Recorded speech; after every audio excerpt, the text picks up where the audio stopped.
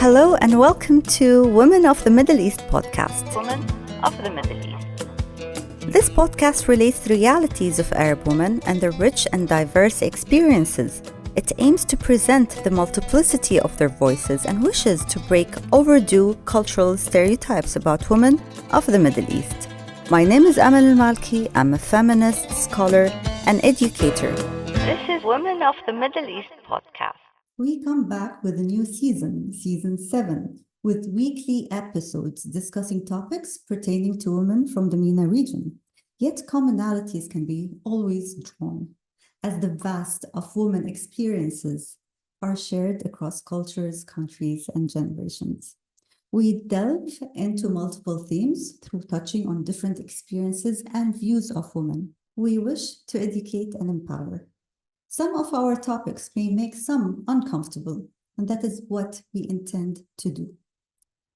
If talking about gender-based violence and sexism in academia, or women's sexual and reproductive health make you feel uncomfortable, please embrace that feeling and respect it. And hope this makes you continue listening to us. You may discover that you misunderstood what we as feminists are all about. Maybe this will lead you to question other areas of your life that you dismissed based on hearsay or what others made you believe. You may discover that we're not so different and that we want the same things in life for us, for our families, and for our communities. Freedom, equality, safety, and peace for all. So we begin season 7 with discussing over the next 3 episodes sexism in academia as a form of gender-based violence and its ramifications. My first guest is Dr. Maha El Said, who has founded the first anti-harassment and violence against women unit in Cairo University, a model that is now being replicated in 14 Egyptian universities. Dr. Maha El Said, it's lovely to have you on Women of the Middle East podcast. Thank you very much, Dr. Amal. It's really my pleasure. It's my pleasure to be here. I'm thrilled to be with you. Thank you so much. Thank you. Same here. You're an academic, you're a researcher, you're a scholar. You're the chair of the English department at Cairo University. You have multiple publications. You've written about women, about gender, the impact of new technologies on literature, and much more. How do you define yourself as an academic? When I was reading about you, Dr. Amal, and you said an academic and an activist, and then I thought, oh, that's exactly why. I have quite a long story. It's actually, as an academic, I started off doing poetry, studying poetry and British poetry and so on. And then eventually, as I got more into academia, I got very interested in Arab American writing. Nobody knew, and that was way before 9/11. Of course, much earlier than 9/11. So I started getting interested in Arab American writing. That was my PhD. And I remember very well, people said, you're going to be talking about Gibran. And I said, no, there is a new generation of Arab Americans. Nobody really knew about them. I started working with Arab Americans and the identity of Arab Americans. And then I got political. So I started getting political. I started getting engaged politically with all of the Arab cause and the Arab Americans and the discrimination and the stereotyping and all of that. When you become political and you're a woman, you cannot avoid feminism and you cannot avoid working with feminist issues and feminist causes and so on. So that led me further into feminism and so on. A third thing, technology. I was fascinated by technology, fascinated. But what really got me hooked was violence against women. I got very involved in violence against women. I founded the anti-harassment unit at Cairo University, which was the first of its kind, and so on. And then I started doing a lot of research in that area, and I started publishing a lot in that area as well. I will tell you that I have just finished a groundbreaking research about digital violence. It's not published yet. It's going to be published by the end of the month, inshallah. And it's being reviewed now. And I did this with a Yemeni colleague. We've developed a barometer that would measure the vulnerability of women defender organizations to digital violence. Right. Developed this based on a few vulnerability and impact indicators. Any organization could actually check their vulnerability, how fragile they are towards digital violence. It's with an organization in Canada called SecDev that works in security, in digital security. Cyberfeminism proves to be as valid and as strong as any form of feminism. And Absolutely. Thus the violence against feminists do take a digital form. All the time. Digital violence is so severe. It's so severe, and its main aim is to silence women. Yeah. During that research, I discovered so many things. I discovered that there are groups, specific groups, that punish women, that are there to punish women. Wow.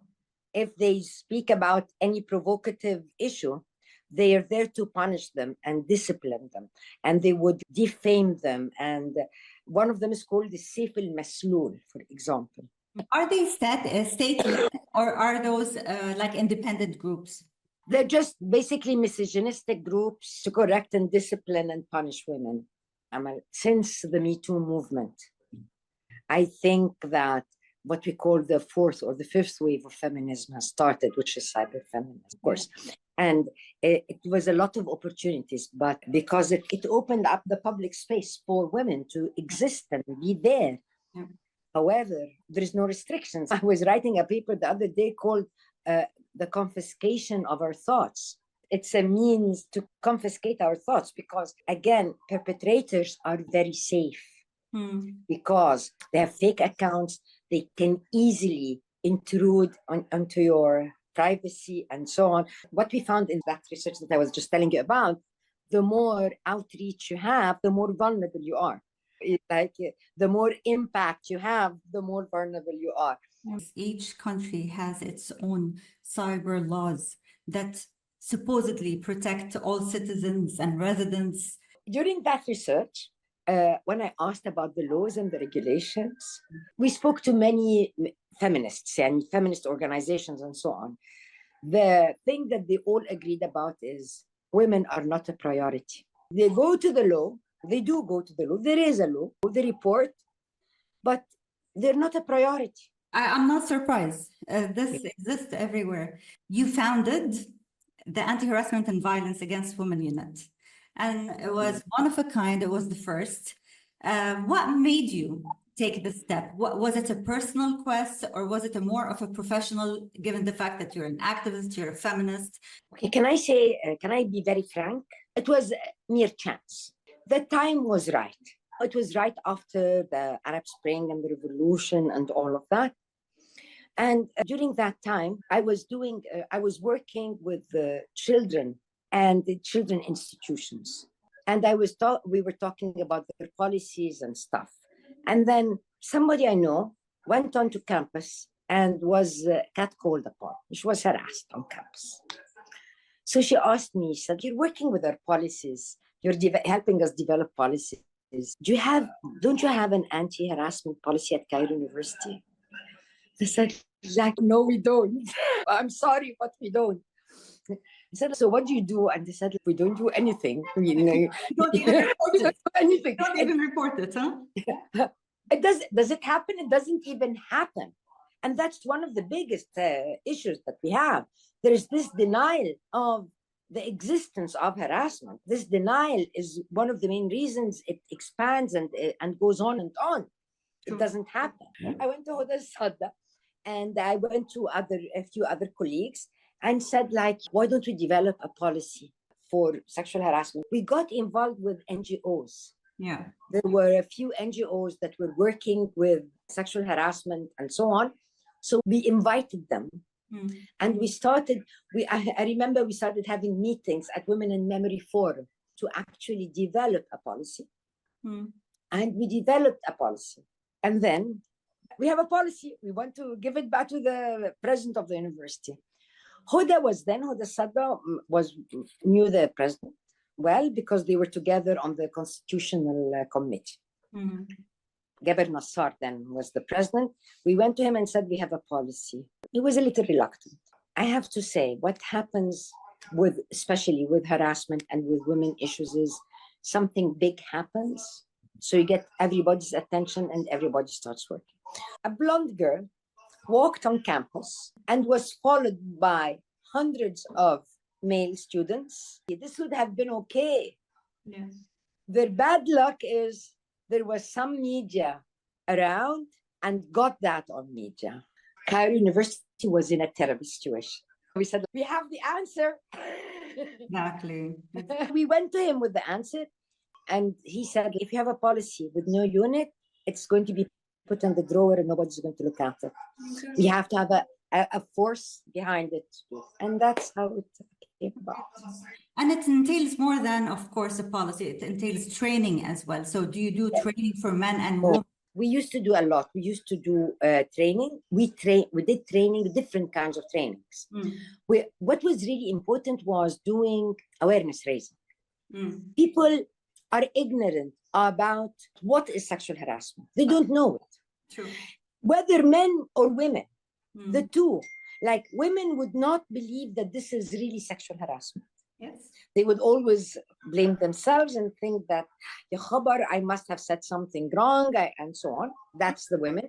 And on the other hand, the men, like somebody would say, we're just giving them a compliment, or it's just a compliment. It's that we're just trying to be nice, and so on and so forth. So the raising of awareness towards what is sexual harassment was important. We also had to put in a reporting mechanism, because if we don't have a reporting mechanism, then it is useless. We had a large body of students working with us. So we were training those students, did a lot of bystander training. Like, what do you do if you see sexual harassment? Another very important training was for the security guards, because they're our interface, they're there. And the training was not only what's sexual harassment, but if somebody is harassed, what do you do? Yeah. What's the tone of your voice? You don't touch her. Yes. All of those things. And we actually developed a poster for them to have them in their offices. We're a very big university. Like, we have 25 schools. We have over 300,000 students. We also appointed what we call facilitators in each of the schools, and we trained them. This was a third kind of training, that we trained them to be like a mini unit at their schools. It's very interesting what you said, that awareness was key, because some women didn't know what harassment is, and some men definitely thought that this is a cultural thing. When we see something nice, whether it's your blouse or your hair or whatever. But one of the things that shocked many of us during the Me Too movement was all of those stories that came to the surface, and many of us just suddenly realized, oh boy, that was harassment. Harassment. So we all do harassment in a way or another. Every single one of us. Exactly. Now, Dr. Maha, sexism manifests in various ways, right? And of course, it creates hostile environments and limiting opportunities for women in specific contexts. While physical harassment exists, of course, not all harassment as physically, as overtly clear as the physical sexual harassment. So what is the contextualized definition here of harassment? Does it have to be really sexual, or what is harassment in an academic setting? Let's start by saying that people believe that there is no sexual harassment in academia at all, but there is a lot of research. A lot of research. We are not allowed to do this kind of research. We do very little research on that. But there is a lot of research on sexual harassment in academia, because academia is a place where there is an absolute power relation. There are power dynamics, and harassment is based on the whole idea of a power relation. I am stronger than you are. As I used to say, professors think that their God, especially the older ones, I have to say, it's much, much better now, because and people are talking about it and so on. But especially the older professors think that they're God's gift to mankind. And if they pat you on the shoulder or put their hand on your knee, they're doing you a favor. Blessing you somehow. Yeah, you're getting the blessing. And they know very well that you wouldn't be able to open your mouth. This is very important because all of sexual harassment, all of harassment, all of abuse is actually based on the power dynamic. The whole idea of the patriarchal, strong person who can do whatever they can. I always give the example of a story I heard. There was this woman walking down the street, and the boy, who's 11 years old, slapped her on the butt. And why? It is not sexual. It's all about power. Yeah. And so she was very angry. And she went and she ran towards him, and his mother was there. And she told his mother, your son is impolite. He did this and that. And the mother said, oh my God, you've grown up and become a man. So it's basically an act of power. They asked Edward Said, Allah yarhamu, they asked him about the US. Why is the US doing all of this? And he said, because it can. Yeah. And why are men harassing women? Because they can. Because they can. It has been accepted. It has been celebrated, in fact, as a macho thing, a manly thing, that you are actually sexually harassing a woman.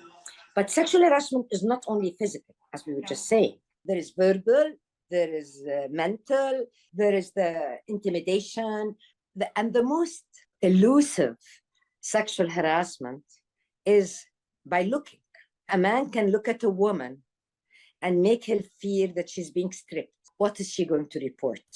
And this is a question that I have not been able to answer yet. I got once a report talking about a professor, a very prominent professor, who actually looks at one of his students in a way that makes her feel totally uncomfortable. She says, I feel naked in front of him. To be able to complain, you need to have evidence. Evidence, yes. What evidence? What evidence is she going to give? Even if you feel that you have been violated and harassed, you cannot report it because the culture around you doesn't see what I've been belittled. The woman in you, you're a bit emotional. Those phrases, microaggressions, and sometimes it could lead to intimidation. Sometimes it could lead really to depression. Aren't those forms of harassment after all? Of course they are. Okay, there is a paper that I've written where I say that it's the microaggressions which we face daily. We face microaggressions daily on all levels. There is this, what they call the pyramid of violence. And it all starts with microaggression, and then it moves up to homicide, like the two girls that were murdered. Because we accept the microaggressions, it becomes normalized. It becomes a normal practice. It's okay. Then it gets severer, like sexual harassment and abuse, and it's okay, it's tolerated. And so it starts escalating till the very end. I'm sure you've heard about Nayera, the student that was murdered by her boyfriend here. There was a whole movement against Nayera, saying that she led him on. She is the reason. Why did she break up with him? She should have married him. She deserves to be killed. Yeah. So when you have a society or a culture that actually allows and tolerates these kinds of aggressions, it's going to go on forever. How do you stop them? And you don't stop them by law. We have an anti-harassment law where we have to get evidence, we have to have witnesses, and still it cannot stop the microaggressions that we face daily in our daily life. How does harassment differ between students and women academics? So, for example, as a woman academic, she could be denied a promotion, she could be let go of an administrative position that she holds because of her activism, let's say. She could be stopped from teaching or doing research on certain topics. Have you seen that? And are those valid excuses to report harassment against the superior? Would the legal system acknowledge those things also as harassment? No, they wouldn't. I don't know much about other places, but I can speak a lot about Egypt. Academia is seen as gender blind. And it's very true, it's gender blind. It is gender blind. It is not gender sensitive and it's not gender responsive. It's gender blind. I remember just before I left the sexual harassment unit, the president then was saying like, academia is an equal opportunity space. In academia specifically, it all depends on your research. If you do research, if there is an output of research, then you are going to achieve whatever you want. So academia cannot be considered like any other place because academia depends on your own research. This is what we hear everywhere. There was a research that was conducted in 2021 on women academics in leadership positions. Mm-hmm. Okay, we don't have a single woman as a university president. There was only one woman that was, I think, 2009, head of Alexandria University. She was the president of Alexandria University, and she did not stay long there. Okay. 2009, 2011, the revolution, she was out. A quote that stopped me by one of the participants is that she said, they systematically kill our ambition. And that's true. They know there is nothing spoken. There is nothing regulated, but they systematically kill the ambition. They systematically do that. And because they think that academia is gender blind. In that same study, she asked a few women and they said that they would not actually like to become in presidential places and when she asked them why, she said that they become like a third sex. They don't fit in the men's club and they have been pushed up from their professors' colleagues, women colleagues. So they become totally isolated. So they cannot really perform. And these are things that, who are you going to report to? What are you going to report? I've been in contexts where I've seen women being, as you said, they do reach a point where they had to fight for everything, for a promotion, for teaching, for organizing a conference, for creating a community outreach program. I've seen that. I've seen what women care about in academia belittled on daily basis, that they've killed their passion, killed it. Yeah, absolutely, of course. The distribution of faculty. So in general, we have, when we look at al-mu'adin, that are the assistants, the fresh graduates, we have 66% women and 34% men. And then they finish their masters or whatever, and they become mudarris musa'ad. The number starts decreasing. 59% women and 41% men. And then they become a lecturer, 50-50. Until they become a professor, and it's only 36% women who become professors. Yeah. It's amazing. It's scary. It is very... It's scary. So when I told them, that was in team. Actually, I don't know what's happening now because they've removed this dashboard. It gives us too much information. So when I said, but don't you think there's a problem? Don't you think we're losing a lot of talent? What is happening? And they said, oh, they get married and get children. Of course. And I said, no, it's not about getting married and getting children. It's much more than this. We need to analyze this. We need to look at this much closer. Of course, at the English department, we're 99.9% women. We don't have issues. But looking at the decrease of numbers, looking at the difference, looking at how there are fields that women are not allowed in. Women are not allowed in.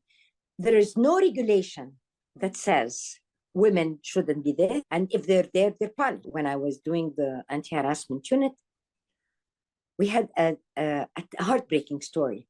A student in the Faculty of Medicine faced an attempt of rape during her internship in surgery, because surgery is a man's world. Women do not enter this department. To punish her, there was an attempt at a rape. And the horrific stories. There are whole departments that do not have women. Because of this, we lose so much talent. There's so much talent. And it's the traditional gender relationship that's outside of the academia is just extended into the academia. It's the typical exercise of power and authority. Yeah. And it reproduces those patriarchal patterns of political authority over and over and over again that's being produced and reproduced every day. If that's the case, then we have to really deconstruct this image of academia as being the ivory tower, as being the place where everyone is equal, men and women, and it's as if it's the land of opportunity, because definitely it's not. If it's in terms of representation, protection, all of that, it is not. And people need to understand academia is just like any other place where, as you said, what happens out there is reflected in there. Absolutely, absolutely. And even worse. And I have to say it's even worse. It's even worse on two fronts. The front number one is because of this, we lose so much talent. Yeah. So much talent. That's number one. Number two is it is not seen. It is hidden in the ivory tower. It's hidden in the ivory tower, the utopia, the very distinguished people that are there, that do not discriminate. We need to have gender responsive policies. Yeah. We cannot have gender blind policies. We need to have gender that reflect on understanding the realities of our lives. We're supposed to finish our masters in maximum 5 years. However, if I have a baby, I get an extra 2 years. So male colleagues say like, we give you all the opportunities that you need. Because I was on a vacation, exactly. As if you're on a vacation.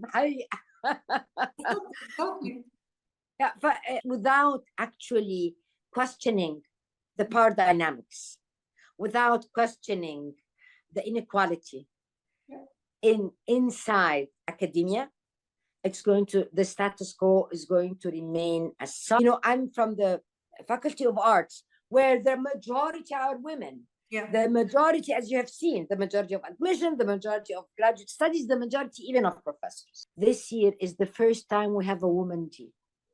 Thank you very much, Dr. Amal. Thank you so much. This is Women of the Middle East podcast. Thank you for listening and watching. To stay up to date with Women of the Middle East podcast, you can subscribe and don't forget to rate us.